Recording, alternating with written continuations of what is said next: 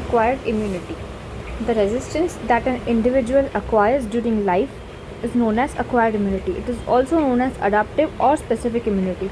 It involves formation of antibodies in the body which neutralize the antigen. Acquired or adaptive immunity has the following features. जो resistance individual को उसकी life के दौरान उसे adapt होता है that is called as acquired immunity. उसे हम स्पेसिफिक इम्यूनिटी भी बोलते हैं. इसमें एंटीबॉडीज़ बनती हैं जो एंटीजन को न्यूट्रलाइज कर देती हैं. इसके कुछ फीचर्स हैं. ये properties, first property is specificity. What is specificity? It can produce specific antibody or T lymphocyte against a particular antigen or pathogen. Her antigen के लिए हर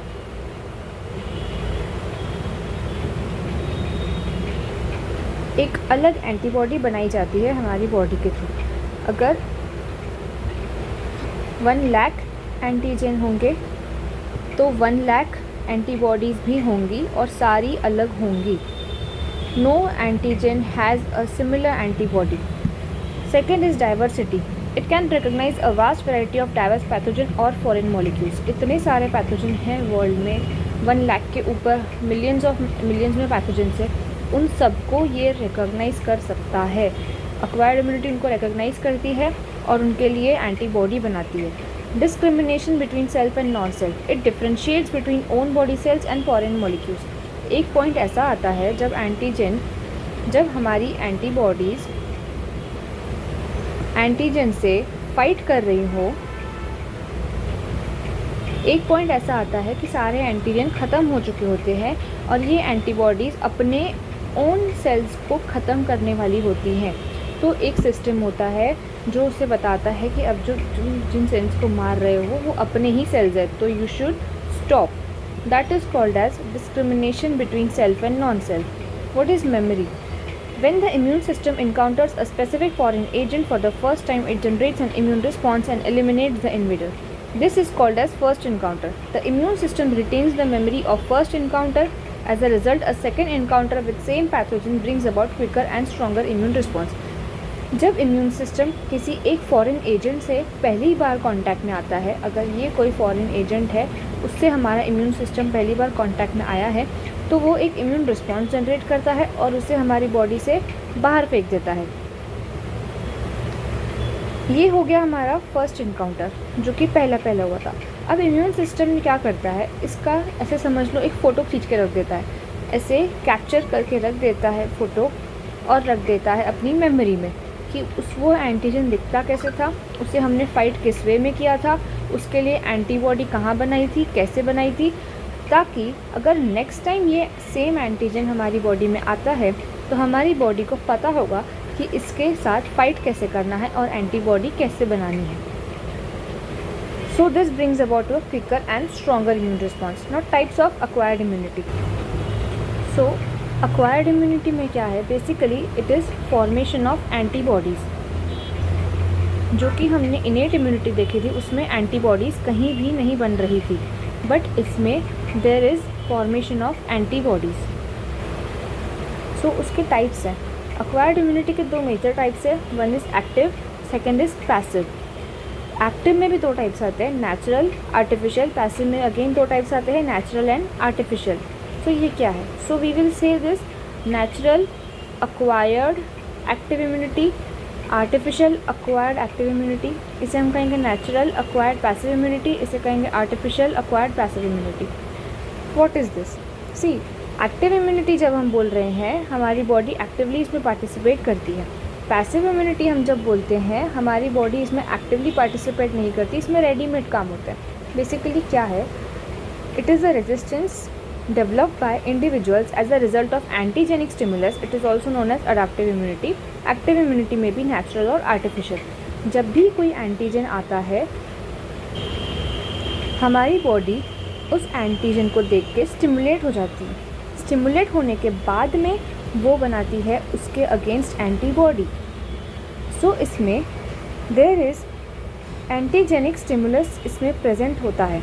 किसमें? दोनों की एक्टिव इम्यूनिटी में, चाहे वो नेचुरल हो चाहे वो आर्टिफिशियल हो. So what is the difference between natural and artificial? Natural में immunity acquired due to infection is called as natural active immunity. It is developed after entry of pathogen in the body. It is long-lasting immunity. Example: person who has recovered from attack of measles develops natural acquired active immunity to measles for the lifetime. अगर actual में अगर किसी pathogen से आपकी body में infection हो रहा है तो उसके प्रति जो आपको इम्यूनिटी मिलती है that is called as natural active immunity. ये एंटीजन के एंट्री के बाद मिलती है. This is long lasting memory. जैसे कि यहाँ पे मीजल्स का एग्जांपल दिया है. You can take the example of chicken pox also. अगर किसी को एक बार चिकन पॉक्स होता है तो सेकेंड टाइम चिकन पॉक्स नहीं होता है, बिकॉज अ पर्सन उसके जब रिकवर हो जाता है उसमें एक इम्यूनिटी डेवलप हो जाती है ताकि नेक्स्ट टाइम अगर वो पैथोजन हमारी बॉडी में आए तो हमारी बॉडी उसे फाइट कर लेती है. Now what is artificial acquired active immunity? It is the resistance induced by vaccines. Vaccine is introduced into the body to stimulate the formation of antibodies by the immune system. Example: polio vaccine, BCG vaccine. Such immunity may be temporary or permanent. Now what is this artificial acquired? I said कि इसमें pathogen की entry होती है. Basically active immunity में antigen का stimulus होना है, मतलब होना है. दैट इज़ पैथोजन आपकी बॉडी में एंटर होगा, मतलब होगा. ये पक्की बात है. उसके बाद में इम्यूनिटी में अगर वो नेचुरल है, मतलब नेचुरली एंटीबॉडीज़ बन रही हैं तो हम उसे बोल देंगे नेचुरल एक्वायर्ड एक्टिव इम्यूनिटी. लेकिन अगर पैथोजन आर्टिफिशियली आ रहा है तो हम उसे बोल देंगे आर्टिफिशियल एक्वायर्ड इम्यूनिटी. अब पैथोजन आर्टिफिशियली कैसे आएगा? जो वैक्सीनेशंस लगाई जाती हैं जैसे कि BCG, पोलियो वैक्सीन, इन सब में एग्जैक्टली होता क्या है? अगर कोई पैथोजन, ये मेरा पैथोजन है, उसके ऊपर ये लगे हुए हैं एंटीजन. सबसे ज़्यादा डिजीज़ कॉजिंग प्रॉपर्टी किसमें है? ये एंटीजन्स में. ये पैथोजन ही मुझे डिजीज़ कॉज करने वाला है. अगर इसे हम किल कर दें या फिर इसे एक वर्ड होता है उसे हम कहते हैं एटेन्यूएटेड, मतलब इसके जो किलिंग प्रॉपर्टी है, जो ये हमें नुकसान पहुंचाता है, डिजीज़ कॉज करता है, अगर हम वही ख़त्म कर दें और ख़त्म करके एक सोल्यूशन बनाएं उसका. अगर ये सोल्यूशन है, इसमें सब डेड पैथोजेंस है, मतलब किल्ड या फिर एटेन्यूएटेड पैथोजेंस. अगर उसका एक सोल्यूशन बना के हम इसे वैक्सीन में डालते हैं, इस वैक्सीन को हम किसी को बॉडी में इंजेक्ट करते हैं तो उस पर्सन की बॉडी में पैथोजन तो जा रहा है, मतलब उसके साथ एंटीजन भी जा रहा है, लेकिन इसकी किलिंग प्रॉपर्टी ख़त्म होने के कारण पर्सन में डिजीज़ नहीं होगा. जबकि अब बाहर से फॉरेन बॉडी एंटर तो कर ही चुकी है, चाहे वो डेड हो चाहे वो लिविंग हो. आपकी बॉडी में फॉरेन बॉडी दैट इज़ ये डेड पैथोजन एंटर कर चुका है, तो दैट इज़ हमारी बॉडी को एंटीजेनिक स्टिमुलस मिल गया. जैसे ही एंटीजेनिक स्टिमुलस मिला हमारी बॉडी एंटीबॉडी बना देगी. So this is a way to teach your body how to make antibodies. अगर आपको सच में कभी पोलियो हो गया या BCG हो गया तो आपको बहुत दिक्कत आएगी, लेकिन अगर आपकी बॉडी को पहले से ही सिखाया जाए कि पोलियो का पैथोजन इस तरीके से होता है या BCG का पैथोजन इस तरीके से होता है, उसे फाइट कैसे करना है, और हमारी बॉडी ने उसको देखकर अगर ऑलरेडी एंटीबॉडी बनाकर रख दी, एंटीबॉडी स्टोर करके रख दी, सो नेक्स्ट टाइम अगर पोलियो का पैथोजन आ रहा है या BCG का पैथोजन आ रहा है या कोई भी डिजीज़ का पैथोजन आ रहा है तो एंटीबॉडी रेडी होंगी तो आपको वो डिज़ीज़ नहीं होगा. इसीलिए ही बचपन में ये सारी वैक्सीन्स लगाई जाती हैं. ना ये तो था कि एक्टिव इम्यूनिटी. क्या एक्टिव इम्यूनिटी? बिकॉज इसमें बॉडी एक्टिवली एंटीबॉडीज़ बना रही थी, इसमें भी एंटीबॉडी बन रही थी, चाहे एंटीजन बाहर से आ रहा था. तो हम अगर एक्टिव इम्यूनिटी की बात करेंगे तो हमें एंटीजेनिक स्टिमुलस कहीं से भी चाहिए, मतलब चाहिए, अदरवाइज वो एक्टिव इम्यूनिटी नहीं होगी. यहाँ पे नेचुरल में नेचुरली पैथोजन आता है, आर्टिफिशियल में पैथोजन आर्टिफिशियली वैक्सीन के थ्रू डाला जाता है. एंटीबॉडी हमारी बॉडी उसके लिए खुद बनाती है. अब पैसिव इम्यूनिटी क्या है? पैसिव इम्यूनिटी मतलब इज़ अक्वायर्ड व्हेन, जब रेडीमेड एंटीबॉडीज़ आपकी बॉडी को दी जाए. मतलब यहाँ जो एंटीबॉडी हमारी बॉडी खुद बना रही थी, इसके बदले अगर मैं उसको वैक्सीन में रेडी एंटीबॉडीज़ ही डाल के दे दूँ तो वो हो जाती है मेरी पैसिव इम्यूनिटी, क्योंकि इसमें मेरी बॉडी को कुछ करना नहीं पड़ रहा है, कोई एक्टिव रोल प्ले नहीं करना पड़ रहा है. अब ये क्यों हम डायरेक्टली एंटीबॉडीज़ देते हैं? क्योंकि कोई भी अगर पैथोजन अगर हमारी बॉडी में एंटर हो रहा है, उसका एंड रिज़ल्ट क्या है? आखिर में तो एंटीबॉडी ही बननी है. आखिर में एंटीबॉडी बनने के बाद ही वो पैथोजन मरने वाला है. तो यहाँ अगर मैंने डायरेक्टली एंटीबॉडीज़ दे दी तो हमारी इम्यूनिटी स्ट्रॉन्ग हो जाएगी. That is body cells do not take any part in production of immunity. Passive immunity को हम फिर से दो पार्ट्स में क्लासीफाई करते हैं, एक होती है नेचुरल, एक होती है आर्टिफिशियल। अब ये क्या है नेचुरल और आर्टिफिशियल, इसमें क्या है, सीधी सी बात है, इसमें एंटीबॉडीज़ देनी है तो नेचुरली एंटीबॉडीज़ देंगे और एक आर्टिफिशियली एंटीबॉडीज़ देंगे, ये दो पार्ट्स हो गए। अब नेचुरल एंटीबॉडीज़ कैसे देते हैं, बिफोर बर्थ, यानी कि बेबी जब मम्मा के यूटेरस में होता है, वूम में होता है, तब maternal antibodies transfer from mother to foetus through placenta. Baby अभी बॉर्न नहीं हुआ है, पहले बॉर्न होने से पहले प्लासेंटा के थ्रू मदर से बेबी तक एंटीबॉडीज़ प्लासेंटा के थ्रू पहुंचाई जाती है। अब जब बर्थ हो जाता है, when baby comes to life, antibodies जो है मदर से इन्फेंट में कोलेस्ट्रम के थ्रू जाती है, that is breast milk. Colostrum होता है first milk of mother, not every milk. जो फर्स्ट मिल्क होता है that is why it is very nutritious. जो फर्स्ट मिल्क ऑफ मदर होता है उसमें बहुत न्यूट्रिशंस होते हैं, उसमें सबसे ज़्यादा एंटीबॉडीज़ पाई जाती है। और जब आगे भी ब्रेस्ट फीडिंग होगी उसमें और भी एंटीबॉडीज़ होंगी, but first milk is the most important. Now the antibodies received by baby from mother remain in the body for a short time. Therefore natural acquired passive immunity is short lived. सीधी सी बात है, कोई भी चीज़ अभी यहाँ पे हमारी body ये खुद के लिए एंटीबॉडीज़ बना रही थी, तो ये हर बार इसे आता है एंटीबॉडी कैसे बनाते हैं, तो ये हर बार बना देती है, तो ये इम्यूनिटी हमारी लॉन्ग लास्टिंग होती है। जबकि हम पैसिव इम्यूनिटी में उसे रेडीमेड एंटीबॉडीज़ देते हैं तो ये शॉर्ट टर्म होती है, क्योंकि रेडीमेड का माल ज़्यादा देर तक टिकता नहीं है, कितना भी कर लो एक दिन ख़त्म होना ही है। अभी ये देखो, यहाँ पे बिफोर बर्थ के लिए वर्ड यूज़ किया गया है फीटस, आफ्टर बर्थ के लिए वर्ड यूज़ किया गया है infant, because baby is not born तो इसे हम फीटस कहते हैं, and after birth it is first infant then a child.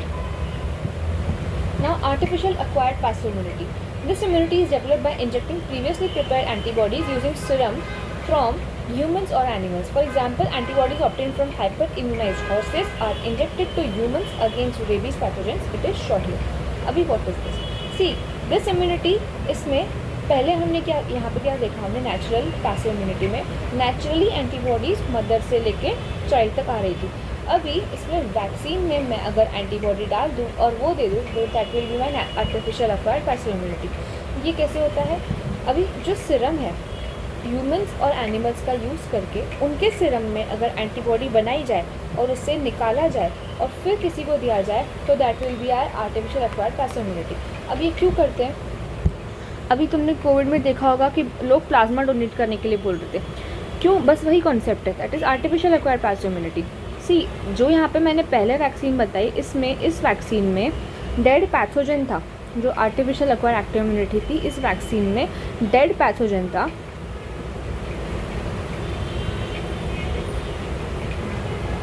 यहाँ पे डेड पैथोजन था इसकी वैक्सीन में, लेकिन इसकी वैक्सीन में यहाँ पे एंटीबॉडीज़ हैं। अब कोविड में क्या हो रहा था, सपोज पर्सन ए है, he is Covid positive, now he is 20 years old, ठीक है, 20 ईयर्स ओल्ड है, यंग एज है, कोविड हुआ, एक हफ्ते बाद ठीक हो गया।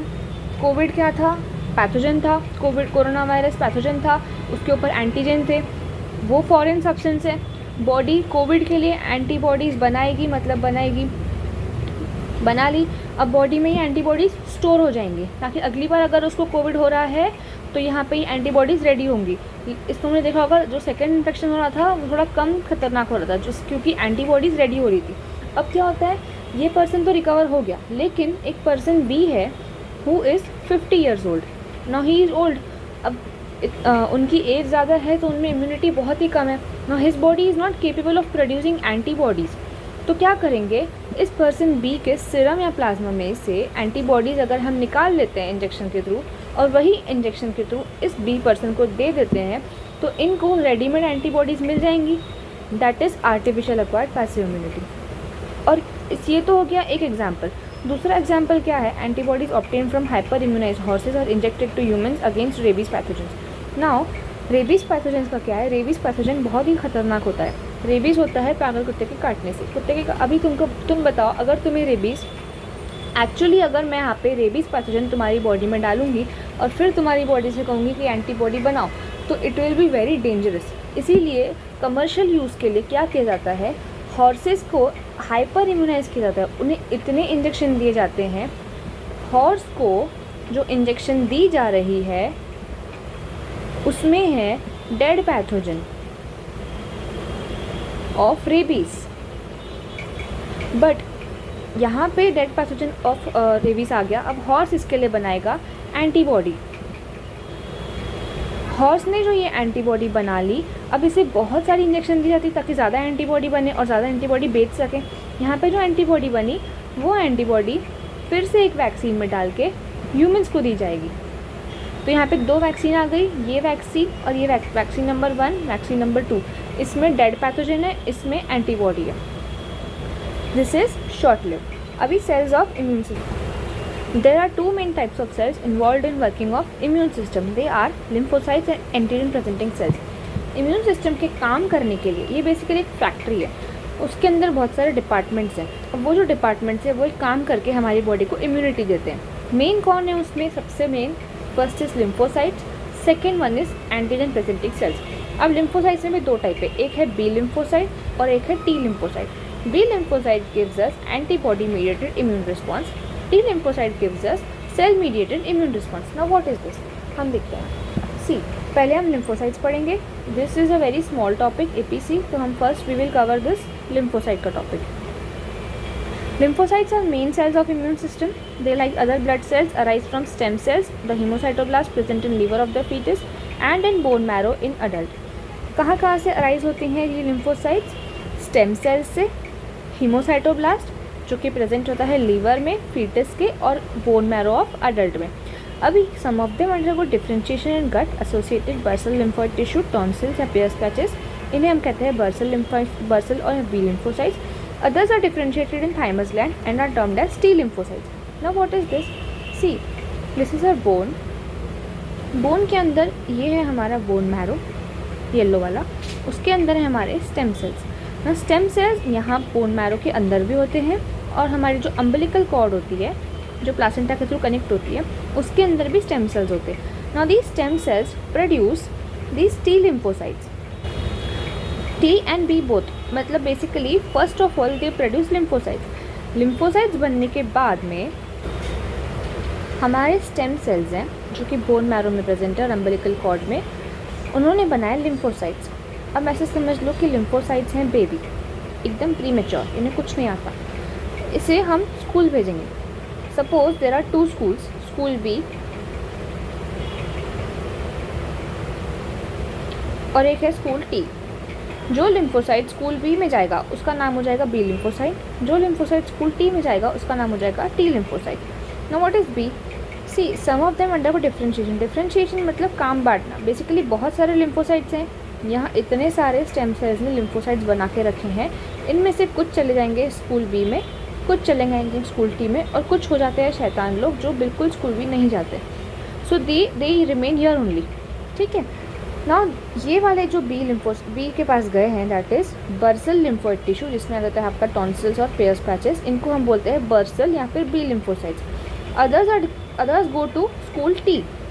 जो स्कूल टी के पास जाते हैं उन्हें हम कहते हैं T lymphocytes. What is T stands for? This is thymus. Thymus is located in our body एकदम सेंटर में। यहाँ पे लंग्स हैं, यहाँ पे बीच में थाइमस होता है, थाइमस ग्लैंड होता है। ये थाइमस ग्लैंड जैसे जैसे एज होती जाती है थाइमस ग्लैंड अपने आप डिसअपियर हो जाता है। Now thymus gland is responsible for making of T lymphocytes, जो कि हमारे बहुत ही मेजर इम्यून सेल हैं। बाद में जब ये ग्लैंड ही डिसअपियर हो जाता है, इसीलिए हमारी इम्यूनिटी भी कंप्रोमाइज़ हो जाती है। इसीलिए जैसे ही एज बढ़ती जाती है इम्यूनिटी कम होती जाती है, क्योंकि जो थाइमस ग्लैंड जो टी लिम्फोसाइट्स बनाता है, टी लिम्फोसाइट्स होते ही नहीं है क्योंकि थाइमस ग्लैंड भी डिसअपियर हो जाता है। नाउ हमारे पास 2 लिम्फोसाइट्स आ गए, ये लोग स्कूल गए, इनका डिफ्रेंशिएशन हो गया, ट्रेनिंग हो गई, training is now complete. Now we have B cells and T cells.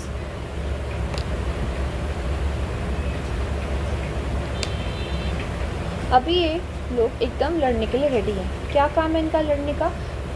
To fight infection.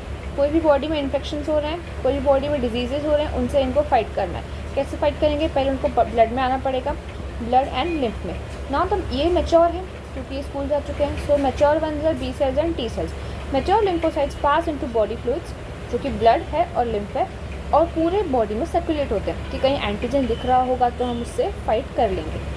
Many of them stay in the lymph nodes. मैंने बताया जो कुछ जिद्दी बच्चे होते हैं जो बिल्कुल स्कूल नहीं जाते, ये मैच्योर नहीं होते, ये लिम्फ नोड्स में ही रुक जाते हैं. Now the B lymphocytes and T lymphocytes form humoral antibody mediated system and cell mediated immune system respectively. The T lymphocytes give the humoral वाला response and B lymphocytes give the cell mediated immune response. ये क्या है ये आगे समझेगा. Now both the immune systems need antigens to come into action, but they respond in different ways. हर एक immune system को antigen चाहिए ही चाहिए, तब जाके वो stimulate हो सकते हैं. Now we will see working of T lymphocytes. अब हमने ये देखा कि 2 सेल्स बन गए. सबसे पहले देखते हैं T सेल्स काम कैसे करते हैं. Mechanism of response of T lymphocytes to antigen. बाहर से एक एंटीजन आया, टी सेल्स ने उसको देखा. अब टी सेल्स क्या करेगा कि वो एंटीजन बाहर चले जाए बॉडी से. On coming in contact with antigen, in contact हो गया, T lymphocyte forms clones of T cells which are similar but they perform different functions. ये अपने 4 क्लोन बना देता है. एंटीजन टी लिम्फोसाइट के कॉन्टैक्ट में आ गया, उसने बनाए क्लोन्स, बेसिकली अपने जैसे ही सेल्स. क्यों बनाए? ताकि अपनी सेना को बढ़ा दे और फाइट कर पाए. कौन से क्लोन है? First is helper T sales, दूसरों का नाम है किलर टी सेल्स, थर्ड का नाम है सप्रेसर टी सेल्स, फोर्थ का नाम है memory T sales. Helper T sales क्या करते हैं? नाम से ही समझ में आ रहा है कि हेल्प करते होंगे. Now sensitize helper T cells produce lymphokines for performing several type of functions like proliferation of other T cells, stimulation of B lymphocytes and macrophage. Now इसमें लिखा है कि they are sensitized. Sensitize basically जगाए हुए. पहले सोए थे तो उन्हें जगा दिया गया कि एंटीजन आ गया है, now you have to fight. What they do is they produce a substance जिसे हम कहते हैं लिम्फोकाइन्स. लिम्फोकाइन्स क्या करते हैं? Proliferation of other T cells, बाकी के टी सेल्स को भी बताकर आते हैं कि एंटीजन आया है, हमें फाइट करना है. ये पहला काम हो गया इनका. दूसरा काम है स्टिमुलेशन ऑफ बी लिम्फोसाइट्स. मतलब टी सेल्स को तो बता के ही आते हैं, लेकिन उनका नंबर बढ़ाते हैं. ये उनका नंबर बढ़ाते जाते हैं. बी लिम्फोसाइट्स को वो सिर्फ स्टिमुलेट करके आते हैं. अगर वो सोए होंगे तो उन्हें जगा के आते हैं. और मैक्रोफेज को भी स्टिमुलेट करते हैं. Macrophage does for phagocytosis. अगर एंटीजन आया है, पैथोजन आया है, तो उसे खा के भगाना तो पड़ेगा, तो उसके लिए फैगोसाइटोसिस लगेगी. फैगोसाइटोसिस कौन करता है? हमारे मैक्रोफेजेस करते हैं. सो ये हो गया थर्ड फंक्शन. सो लिम्फोकाइन्स, अभी हेल्पर टी सेल्स को सेंसिटाइज कर लिया, जगा लिया, उन्होंने लिम्फोकाइन्स बनाए. लिम्फोकाइन्स के 3 फंक्शंस है, proliferation of other T cells, stimulation of T lymphocyte, third is stimulation of macrophages. ये काम हो गया हेल्पर टी सेल्स का. अभी किलर टी सेल्स क्या करते हैं? नाम से ही समझ में आ रहा है कि ख़त्म करते हैं दुश्मन को. दे directly attack and destroy invading microbes, infected body cells and cancer cells. जो की माइक्रोब्स बाहर से आ रहे हैं वो ख़तरनाक है, उन्हें डायरेक्टली अटैक करेंगे, उन्हें ख़त्म करेंगे. हमारी जो खुद की सेल्स हैं जो इन्फेक्ट हो पैथोजन से, जो सेल्स इन्फेक्ट हो चुकी हैं, अभी वो उनका रह के हमारी बॉडी में कोई यूज़ ही नहीं है, सिर्फ फालतू सड़ रहे हैं सेल्स, तो उन्हें भी खा के डिस्ट्रॉय करते हैं. और जो कैंसर सेल्स होंगी उन्हें भी ख़त्म करते हैं. ना कैंसर सेल्स कैसे होते हैं? तो अगर एक सेल से यहाँ पे 2 सेल बन रही हैं, उन 2 से आगे और 2 सेल बनेंगी. सो ये जो डिवीज़न होता है सेल्स का बढ़ने का, ये एक रेगुलेटेड मैनर में चलता है, एक डेफिनेट मैनर में कि इतने सेल से इतनी ही सेल्स बनेंगी, एकदम अति नहीं बन जाते. लेकिन इनके ऊपर मतलब एक सिस्टम होता है जो इन्हें बताता है कि सेल्स तुम्हें इतने ही लिमिटेड अमाउंट में बनानी है इस ऑर्गन के लिए. अभी समझो यहाँ पे स्पेस इतनी है इस ऑर्गन में, तो ये इतनी ही सेल्स बनेंगी जो यहाँ पे सेल्स आ सके. लेकिन अगर जो सिस्टम इन्हें कंट्रोल करता है वो हट जाए और ये सेल्स इतने नंबर में बढ़ती जाएँ कि ये इस ऑर्गन के ही बाहर आने लगे और एक मास बना दे, उसे हम कहते हैं it is a tumour. That becomes are tumour. Now इस ट्यूमर को ये सेल्स यहाँ पर इतनी बढ़ के यहाँ पे पूरा ट्यूमर बना दिया, इन्हें भी खाना होता है. तो what this killer T sales do? Directly attack करते हैं, डिस्ट्रॉय करते हैं जो माइक्रोब्स होंगे, इन्फेक्टेड बॉडी सेल्स होंगे और कैंसर सेल्स होंगे. Now killer T cells bind to infected cell and secrete perforins. Then perforins form a hold in infected cell. It also releases substances that kill the cell. Hence the name is cytotoxic. Now see, killer T cell, green वाली killer T cell है, ये infected cell को bind होती है, यहाँ से ये bind हुई और सीक्रेट करती है परफोरिन नाम के सब्सटेंस। ये जो रेड कलर का दिख रहा है ये परफोरिन से बेसिकली जो कि इन्फेक्टेड सेल उसको छेद करते हैं, उसको छेद करके अंदर वो घुस जाते हैं। ये वाइट कलर का ये होल बनाया उसने और उसके अंदर ये घुस के उसके अंदर परफोरिन घुस के एक ये ब्लू कलर के सब्सटेंस दिख रहे हैं, ये ब्लू कलर के सब्सटेंस बनाते हैं, substance that kills the infected cells. अब यहाँ पे सेल को मारा है इसीलिए इसका नाम दिया गया है cytotoxic T cell. Okay, basically उसको कांटेक्ट में आते हैं, परफोरिन रिलीज करते हैं, परफोरिन एक सब्सटेंस बनाता है जो कि सेल को मार दे। नाउ सप्रेसर टी सेल्स, जो कि मैंने बताया कि एक पॉइंट ऐसा आता है फाइटिंग के दौरान कि जो सेल्स को मार रहे होते हैं वो बॉडी के खुद के ही सेल्स होते हैं, इसीलिए ये सप्रेसर टी सेल्स जाके बॉडी को बताते हैं कि अभी जिसको तुम मार रहे हो वो अपनी ही सेल्स है, सो नाउ इम्यून सिस्टम को स्टॉप कर दो। इम्यून सिस्टम बेसिकली जो कोई लड़ाई चल रही है हमारी बॉडी एंटीजेंस के अगेंस्ट, उसको इम्यून सिस्टम ही हैंडल कर रहा है। अगर इम्यून सिस्टम ही बंद कर दिया तो आपकी बॉडी की जो लड़ाई है ये बंद हो जाएगी, ताकि आपके ओन बॉडी सेल्स ख़राब नहीं होंगे। हम memory T cells, these are previously sensitized cells which retain the sensitization memory for long time in future. Basically जो सेंसिटाइज किए गए थे, जिनको जगाया गया था एंटीजन के आने से, ये जाग गए थे कि भाई ऐसे दिखता है, तो बेसिकली वो फ़ोटो खींच के रख देते हैं कि कैसा एंटीजन है, एंटीबॉडीज़ कैसे बनाई थी, एंटीबॉडी कहाँ रखी है बना के, तो that is memory T cells, ये याद रखते हैं। अभी ये तो हमने देखा टी सेल्स, अभी बी सेल्स कैसे काम करते हैं। Now B cells are sensitize directly by both antigens as well as by helper T cells. हमने यहाँ देखा कि जो हेल्पर टी सेल्स का काम क्या था, बी लिम्फोसाइट्स को जगा के आना। तो बी लिम्फोसाइट्स कैसे जागते हैं, एक तो उनको एंटीजन खुद भी जगाता है, एंटीजन देख के भी जाग जाते हैं, और एक हेल्पर टी सेल्स भी उनको जगा के आते हैं कि भाई एंटीजन आ गया है। अभी जैसे टी सेल्स ये अपने 4 क्लोन बना रहा था, हेल्पर, किलर, सप्रेसर, मेमोरी, वैसे ही बी सेल्स भी अपने क्लोन बनाते हैं। बी सेल्स अपने 2 क्लोन बनाते हैं, एक होता है प्लाज्मा बी सेल, एक होता है मेमोरी बी सेल्स। अब ये जो प्लाज्मा सेल्स है ये बनाते हैं antibodies. See, B lymphocyte sensitize by antigens plus helper T cells. अब जो बी लिम्फोसाइट एक्टिवेट हो गया है वो मल्टीप्लाई करेगा, अपना क्लोन बनाएगा। क्लोन कौन से है, प्लाज्मा और मेमोरी। प्लाज्मा सेल्स बनाएंगी एंटीबॉडीज़। अब एंटीबॉडीज़ 2 हो सकती हैं, या तो एंटीबॉडीज़ सेल को ही चिपकी रहेंगी जो प्लाज्मा सेल ने उससे बनाया, या तो वो फ्री ब्लड में घूमेंगी।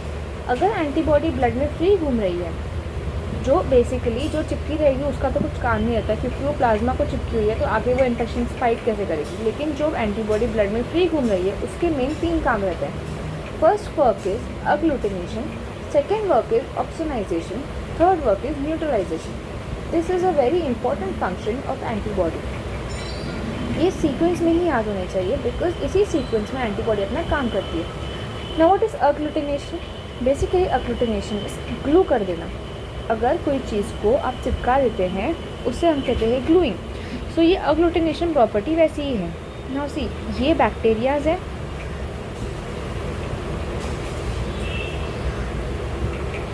ये बैक्टीरियाज हैं, ये ब्लड में एकदम फ्री घूम रहे थे। ये एंटीबॉडीज़ ने इनको ऐसे चिपका दिया एक साथ, ये देखो एक साथ लेके आई, एक साथ लेके आई, तो अब ये एक सर्कल के अंदर आ गए, एक इमेजिनरी सर्कल समझ लो।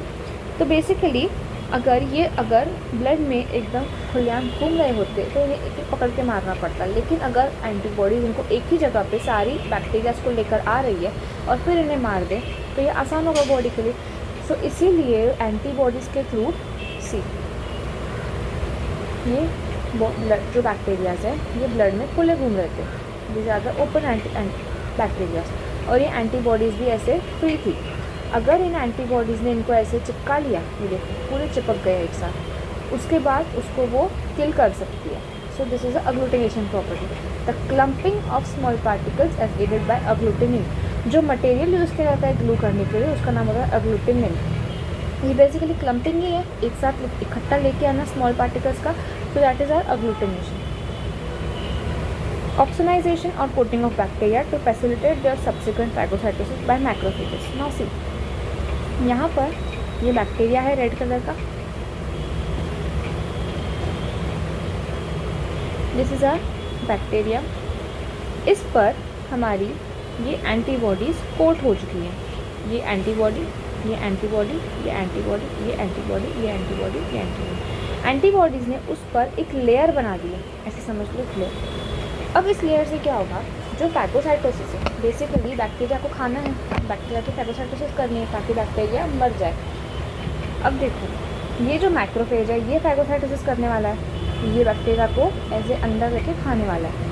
तो अंदर आने के लिए अगर यहाँ पे ये एंटीबॉडी से नहीं चिपकती, अंदर आने के लिए रास्ता सिर्फ ये है। तो अगर ये वाला इसके अंदर ऐसे प्रॉपर फिट हो सकता है, ऐसे ये इसके ऊपर आके बैठेगा तो ये बैक्टीरिया आसानी से आके बैठ पाएगा। अगर ये एंटीबॉडीज़ नहीं होती तो बैक्टीरिया का सरफेस तो ऐसा है और इसका सरफेस ऐसा है, ये कैसे बैठेगा यहाँ पे। इसीलिए एंटीबॉडीज़ को कोट कर देती हैं ऐसे, ताकि वो एक सॉकेट में आ जाए। उस सॉकेट में आने के बाद ये मैक्रोफेज उसे ऐसे अपने अंदर ले ले, अंदर लेने के बाद पूरा अंदर उसको डिस्ट्रॉय कर दे। See now the macrophage destroyed the bacteria, red colour का पूरा डिस्ट्रॉय हो चुका है। सो बेसिकली वही है कि कोट कर देते हैं ताकि फैगोसाइटोसिस फैसिलिटेट हो जाए, फैगोसाइटोसिस में मदद हो जाए। अभी न्यूट्रलाइजेशन, अब इसको खा लिया है, अब इसको पचा लेंगे। जो भी टॉक्सिन्स होंगे, जो भी जहरीले केमिकल्स होंगे जो बैक्टीरिया ने रिलीज़ किए थे, जैसे कि टेटनस टॉक्सिन, उसको न्यूट्रलाइज किया जाता है। अभी हर एंटीबॉडी का अपना अलग एंटीजन होता है। अगर यहाँ पर एक सर्दी का अगर एक एंटीजन है तो सर्दी के एंटीजन की अलग एंटीबॉडी होगी। बुखार का अगर अलग एंटीजन है तो बुखार के एंटीजन की अलग एंटीबॉडी होगी। ऐसे एक एग्जाम्पल है, एंटीजन होते हैं ऑर्गेनिज्म के, ये तो सिम्टम बता रही हूँ आपको एक चीज़ समझने के लिए। बट मेजरली एंटीजन होते किसके हैं, वायरस, बैक्टीरिया, फंजाई, इन सब के होते हैं एंटीजन। तो उन एंटीजन के लिए, हर एंटीजन के लिए अलग एंटीबॉडी बनाई जाती है। ये हमने देखे पूरे लिम्फोसाइट्स। अब सेकेंड सेल है हमारा एंटीजन प्रेजेंटिंग सेल्स। ये कैसे काम करते हैं, दे engulf invading pathogen and process the antigen. Then the processed antigen are presented on their own surface. These cells are able to deliver a stimulatory signal that is necessary for activation of helper T cell. Now see, suppose this is my antigen presenting cell, the red color. This is my pathogen, जिसके ऊपर antigen present है, this blue colour antigen. When antigen presenting sales और pathogen एक साथ contact, ये हमारी body में ही है, ये फॉरेन है, इनका जब एक साथ कांटेक्ट होता है तो एंटीजन एपीसी हमारा सूडोपोडिया निकाल के उसको खाने की कोशिश करता है। उसको खाने की कोशिश करके ये देखो पूरा अभी अंदर आ चुका है, ये हमारा एंटीजन प्रेजेंटिंग सेल है बाहर का रेड वाला, और ये उसके अंदर आ गया पूरा पैथोजन, पूरा उसको इनगल्फ कर लिया। अब इनगल्फ करके बेसिकली पैथोजन में हार्मफुल कौन होता है, एंटीजन, जो कि डिजीज़ कॉज करता है, हार्मफुलनेस होती है एंटीजन में। तो ये क्या करता है, उसका जो हार्मफुल पार्टिकल है एंटीजन, उसको निकाल के अपने सिर के ऊपर लेके आता है। सी ये एपीसी था, ये एपीसी उसके सर पे कुछ नहीं था, ये जो एंटीजन थे ग्रीन वाला पैथोजन के ऊपर, ग्रीन पैथोजन अंदर निहत्था हो गया क्योंकि उसका हथियार कौन था, एंटीजन था, उसका हथियार निकाल दिया। अब पैथोजन किसी काम का नहीं है, पैथोजन सही से मरम्मत हो चुकी है। और जो एंटीजन था, अब ये एंटीजन लेकर ये हमारा एपीसी पूरे ब्लड में घूमेगा, जस्ट लाइक एन एम्बुलेंस, कि ये देखो ये है एंटीजन, इसका शेप ऐसा है, इसके लिए एंटीबॉडी जल्दी से बनाओ और इसे ख़त्म कर दो। इसीलिए ये एंटीजन प्रेजेंटिंग सेल्स बोला गया है कि एंटीजन को प्रेजेंट करते हैं, बेसिकली शो करते हैं कि ये एंटीजन ऐसा है ना, ये ऐसे घूमते हैं लेके ब्लड में। सो एक सिग्नल देते हैं बाकी सेल्स को कि हेल्पर टी सेल्स को भी एक्टिवेट करो, अपनी सेना बढ़ाओ ताकि हम इन्फेक्शन को फाइट कर सकें।